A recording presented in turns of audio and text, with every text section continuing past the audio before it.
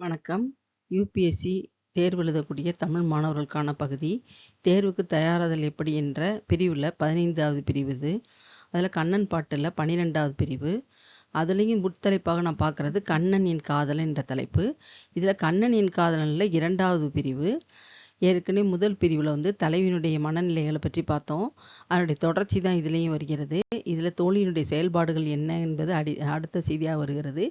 உறக்கமும் விழிப்பும் என்பதாக தலைவியினுடைய செயல்பாடு, கண்கள் உறங்கிவிடுமோ என்று எண்ணுகின்ற அவளுடைய மனநிலை மற்றும் தொகுப்பு ஆகியவை எல்லாமே இது கொடுக்கப்படுகிறது. லிங்கோடு சேர்த்து நீ இதில் படிக்கணும். இந்த கண்ணனின் காதலன்ற தலைப்புல உறக்கமும் விழிப்பும் என்பது என்னுடைய தலைப்பு. இப்பகுதியில் கண்ணன் என்கின்ற தனது காதலனை காண தவிக்கிறாள் தலைவி. அவளுடைய மனநிலைகள் எப்படிப்பட்டதாக இருக்கிறது, அவளை உறங்குடாமல் செய்கின்ற அவளுடைய தோழியருடைய செயல்கள் என்னென்ன, இவை எல்லாமே கற்பனை விட விளக்கப்படுகிறது. இன்று இரவு கண்ணனை காண்பதற்கு முன்பே கண்கள் ஏதேனும் ஒரு காரணம் கண்டு உறங்கி விடுமோ என்று யோசிக்கிறாவ.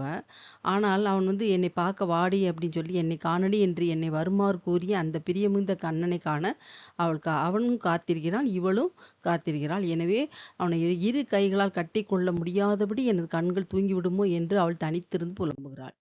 இதற்கான இணைப்பு தான் இங்கே கொடுக்கப்பட்டிருக்கு. முழுமையான பகுதியை இந்த இணைப்பில் போய் படித்து தெளிவு பெறுக.